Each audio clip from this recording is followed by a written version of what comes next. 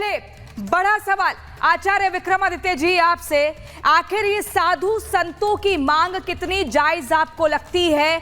किसकी नियत में खोट लग रहा है? आखिर क्यों लग रहा है कि अगर सनातनियों का त्योहार शुरू होगा तो यहां पर भाईजान की एंट्री नहीं होनी चाहिए?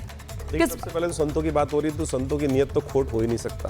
हाँ। संत वास्तविक तौर पे जो समर्पण कर चुके हैं, सत्संग करते हैं, नियत खोट कैसे? नियत की खोट तो कहीं और है, जो वास्तविक तौर पे हर जगह में जो खलल डालने का प्रयास करते हैं, हर चीज़ में बात करते हैं कि ये हमारे धर्म में नहीं है, इनका मत खाओ, इनका मत करो, है happy Holi to you not to me. आपने सुना होगा, वीडियो के अंदर बहुत सारे चलते रहते हैं, happy Diwali to you not to me, मैं क्यों प्रसाद खाऊं?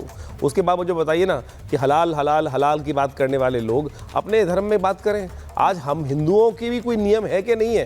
हिंदुओं की पूजा पाठ हो, आपके यहाँ हर चीज़ हलाल है, हर चीज़ हलाल के अनुसार से होनी चाहिए, हर चीज़ नियमों के अनुसार से होनी चाहिए। तो सनातन में उससे ज़्यादा नियम है भाई। तो सनातन को अपनी जीवन पद्धति, अपनी आराधना, अपनी पूजा पद्धति अपने अनुसार से करने की आज्ञा है। और हमने की मांग जायज आप समझ रहे हैं? नहीं, उससे आगे एक बात और। हाँ। अभी हमने पूर्व में जो कि इतिहास में देखा है कि कावड़ यात्रा हो तो वहाँ पर बैठकर किस प्रकार से खाना दूषित करके खिलाते हैं, या नाम बदल के आ जाते हैं, नाम बदलने के बाद वहाँ पर गंदा खाना खिलाते हैं। आप कह रहे हैं खाना खिलाते हैं, आपका मतलब थूक जिया? वो खाना खिलाते हैं, अंडे वाला खाना खिलाते हैं, छुपा के खिलाते हैं, नाम बदल के आ जाते हैं, कलावा बांध के आ जाते हैं। और अभी तो गाजियाबाद के अंदर क्या जघन्य अपराध हुआ था, पेशाब वाला खाना। मैं शब्द उच्चारण करने में मुझे घिन आती है। पेशाब वाला खाना सामने था भाई, सामने देखा था। ऊँ करने से फायदा नहीं होगा। रिजवी साहब क्या बैठे ऊँ कर रहे हैं? जनाब आप भी के भाई लोग थे, आप जो सिखा रहे हो उनको वो कर रहे हैं। अरे बच्चों को जायज सिखाओ ना, बच्चों को अच्छी बातें सिखाओ, बच्चों को मत सिखाओ कि भैया दूसरे का धर्म भ्रष्ट जन्नत मिलेगी। ये सारा खेल जन्नत के नाम पे खराब किया है। आज जो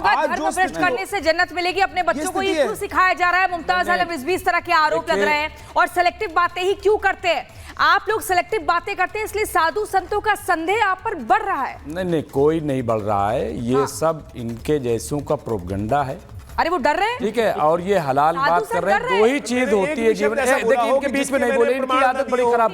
फिर आप बोल नहीं पाएंगे। एक मिनट, हमें बोल लेने दीजिए, हमें बोल लेने दीजिए, हमने प्रमाण के साथ बोल लेने दीजिए। पुलिस में अभी महाकुंभ में फिर मुझे बोलने जब नहीं दोगे तो फिर यही होगा। अभी महाकुंभ में आप बताइए कि इतना बड़ा महाकुंभ प्रयागराज में 20% मुसलमानों की आबादी, मस्जिदें खुल गई वहां पे, वहां पे इमामबाड़े खुल गए, वहां पे स्कूल खुल गए, और मुसलमानों ने खाना खिलाया, पानी पिलाया। कहाँ खिलाए? कहाँ खिलाए? कहाँ जाइए, कहाँ एक वीडियो दिखा दो, एक वीडियो दिखा दो, एक वीडियो दिखा दो। जिस धर्म के अंदर कहा जाता हो कि अगर कोई काफिर दिखाई दे उसकी गर्दन काट दो, आप पानी पिलाओगे, आप पानी पिलाओगे, जहन्नुम में जाओगे। आपका धर्म कहता है जहन्नुम में जाने वाले धर्मी को पानी पिला दोगे। काफिर दिया नहीं, काफिर कहाँ लिखा है? कुछ नहीं होगा। कहाँ लिखा है? जैसे लोग शब्द कहाँ लिखा है? आप अपने धर्म के खिलाफ के खिलाफ जा रहे हो, आप अपने किताब के खिलाफ जा रहे हो। जिस किताब में लिखा है कि काफिर दिखाई दे, धर्म के सौदागर काट दो, धर्म के सौदागरों में चार पंक्ति का नजर। देखिए, महाभारत को जंग का अखाड़ा मत बनाइए। आचार्य विक्रमादित्य जी एक सेकंड सुनना पड़ेगा। आचार्य जी एक सेकंड, आवाज मत करिए। सौदागर हो आप धर्म के। ठीक है, हो गया।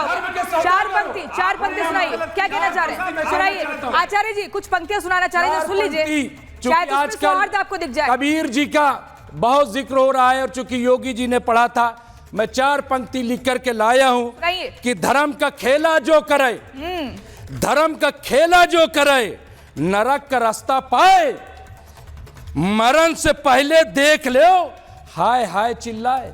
ये इनका हाय शुरू होगा, हाय हाय चिल्लाओगे। बीजेपी के विधायक साहब रुकिए। अरे ठीक है, अब आपने पंक्तियां पढ़ तो दी, बता तो दिया। मैं औरों से भी सवाल कर लूं। राजेश चौधरी जी जो कि बीजेपी से एमएलए हैं, यहाँ पर ये कहा जा रहा है, मुमताज आलम रिजवी कह रहे हैं, जो धर्म को लेकर बार बार इस तरीके का माहौल बनाता है, नर्क का रास्ता वो पाए।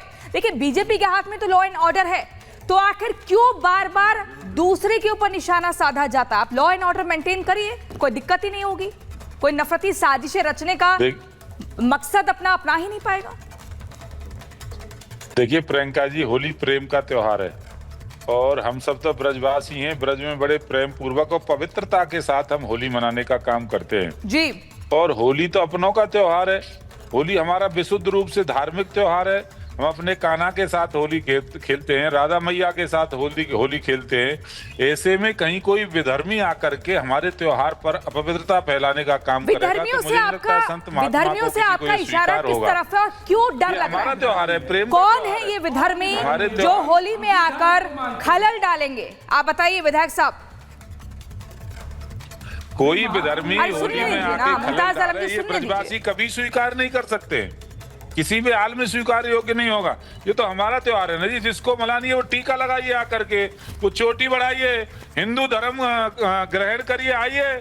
और जिनका आप यहाँ प्रवचन सुना रही हैं सबका और बयान दिखा रही थी, मैं कह रहा हूँ उन लोगों को यदि आपको इतना ही प्रेम है इस धर्म से तो आकर के मंदिर में आरती उतारिए, हम आपको शामिल करते हैं, आप हिंदू बन जाइए, कौन मना कर रहा है? आपका इस्लाम 1 मिनट में खतरे में आ जाता है। सलमान खान के घर में गणेश पूजा होती है तो इस्लाम खतरे में आ जाता है, फतवा जारी हो जाता है। कोई महिला सिंदूर लगा देती है तो इस्लाम खतरे में आ जाता है।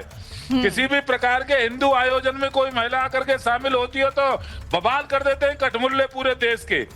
अरे हम अपना त्योहार पवित्रता के साथ मनाने दीजिए। महाराज जी जो कह रहे थे बिल्कुल ठीक बात है, कहीं ये झूठा खिलाओगे, कहीं बाथरूम करोगे, कहीं अपवित्रता फैलाओगे, अरे आपको जो अपना संस्कृति है वो मुबारक हो, हमें तो हमारी पवित्रता को आप खराब। देखिए तारिक खान, अब राजेश चौधरी जी को सुन रहे थे, अब जरा ये बताइए समाजवादी पार्टी का क्या स्टैंड है? देखिए जब जब सनातनियों का त्योहार आया है, चाहे हम रामनवमी की यात्रा की बात करें, कावड़ यात्रा की बात करें, या कितनी ही यात्राएं देख लीजिए, या तो पत्थर फेंके जाते हैं या फिर थूक जिहाद के आरोप लगते हैं, लव जिहाद के आरोप लगते हैं। अब ये कहा जा रहा है कि होली में मत आइए, विधर्मियों मत आइए, सनातन विरोधी मत आइए, यहां पर आप लव जिहाद फैलाएंगे। एक तरफ रहिए, आपका क्या स्टैंड है? क्योंकि समाजवादी पार्टी बार बार अपने वोट बैंक को साधने का प्रयास करती है, आरोप लगते तुष्टीकरण की राजनीति के, इस पर अब आपका क्या स्टैंड है?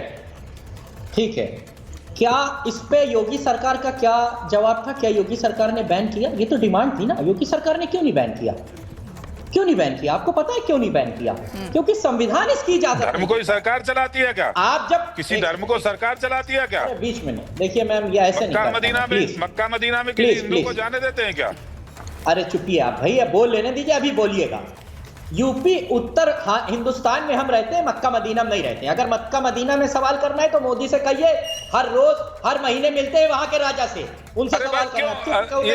धर्म का काम सरकार? अरे भाई चुप होकर सुनिए। मंदिर चलाना सरकार का काम है क्या?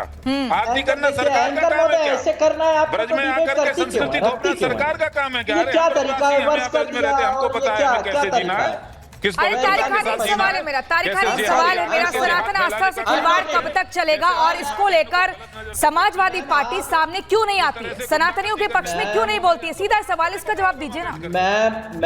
मैम एक अगर ये डिमांड उठ रही है तो उस पे भाजपा का क्या स्टैंड है? ये क्यों नहीं बैन कर देते हैं? सरकार कर देते हैं। फिर भाजपा का स्टैंड बता तो रहे, किसको बैन कर रहे हैं? चुपिए भाई, विधायक साहब एक सेकंड सुन लीजिए, पूरी बात सुनिए। क्या सुन लीजिए एक सेकंड, राजेश चौधरी जी चुप रहिए एकदम, जरा सुन लीजिए समाजवादी पार्टी को भी।